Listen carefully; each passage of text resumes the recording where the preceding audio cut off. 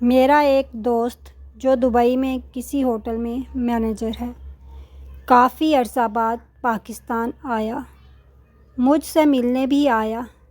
اس نے دیار غیر میں ایمان و یقین کی ایک عجیب کہانی سنائی۔ سوچا کہ دوستوں کے ساتھ بھی شیئر کروں۔ اسی کی زبانی سنیے۔ جس ہوٹل میں کام کرتا ہوں، وہاں ایک بابا جی برتن مانجتے کا کام کرتے۔ عمر کوئی 70 کے قریب ہو گئی، بوڑھے آدمی ہیں۔ ان کا ایک بیٹا تھا، بہو تھی اور ایک 4-5 سال کا پوتا تھا۔ بیچارہ بیٹا بیمار رہتا تھا۔ گھر کا خرچ چلانے کے لیے بابا جی خود مزدوری کرتے تھے۔ ایک دن میرے پاس آئے، کہنے لگے صاحب جی مجھے کچھ دن چھٹی چاہیے۔ تو میں نے کہا خیریت ہے؟ کہنے لگے میرا بیٹا فوت ہو گیا ہے۔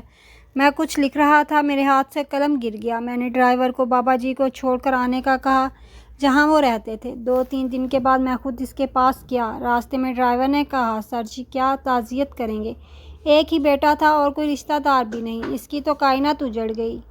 جب ہم وہاں پہنچے تو کہ وہ ٹوٹی پھوٹی چٹائی پر بیٹھا تھا۔ کچھ لوگ قریب تھے۔ میں نے ان سے کہا بابا جی آپ کو کیا نصیحت کروں، ایک ہی تو بیٹا تھا، کس طرح آپ کو تسلی دیں۔ اس نے میری طرف دیکھا، بڑی آنکھوں میں ایمان کی روشنی تھی۔ کہنے لگے صاحب جی کیا تعزیت کی بات کرتے ہیں، میں نے کوئی پیسے جمع کرا کے بیٹا لیا تھا، خدا نے فضل سے دیا تھا، عدل سے لے لیا۔ میں اپنے رب کے فیصلے سے راضی ہوں۔ اللہ اکبر۔ میں نے بابا جی سے کہا کہ چلو 1 مہینے کی چھٹی کر لیں۔ تو کہنے لگا کہ نہیں، میں مسلمان ہوں، محنت کی روٹی کھاتا ہوں، میں انشاءاللہ 2-3 دن کے بعد واپس آ جاؤں گا۔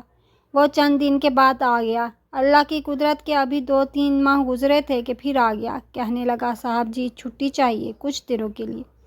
میں نے کہا خیریت؟ کہنے لگا وہ میری بہو بھی فوت ہو گئی ہے ہارٹ اٹیک سے۔ اب میں تڑپ اٹھا، میرا دل بھر آیا۔ میں نے کہا گھر کا دروازہ بند ہو گیا، اب یہ بیچارہ کیا کرے گا۔ ہم پھر 2-3 دن کے بعد تعزیت کے لیے گئے۔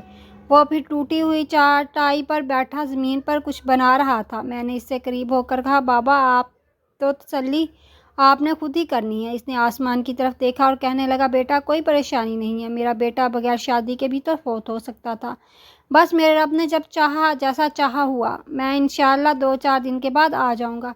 یہ میرا 4-5 سال کا پوتا ہے، اب یہ اسکول میں داخل ہوا ہے، میں ساتھ لے جاؤں گا۔ وہاں اوپر کوارٹر میں جہاں میں رہتا ہوں یہ بھی وہاں رہے گا۔ بابا جی واپس آ گئے۔ کبھی کبھی میں چھت پہ کھڑے ہو کے دیکھتا کہ دادا گھوڑا بنا ہوا ہے۔ وہ سویرے سویرے اٹھتا، اسے اسکول چھوڑ کے آتا، شام کو لے کے آتا۔ اپنے پوتے سے بہت پیار کرتا تھا۔ 3ری منزل پر ہم نے ایک کوارٹر دیا ہوا تھا، وہاں دادا پوتا رہتے تھے۔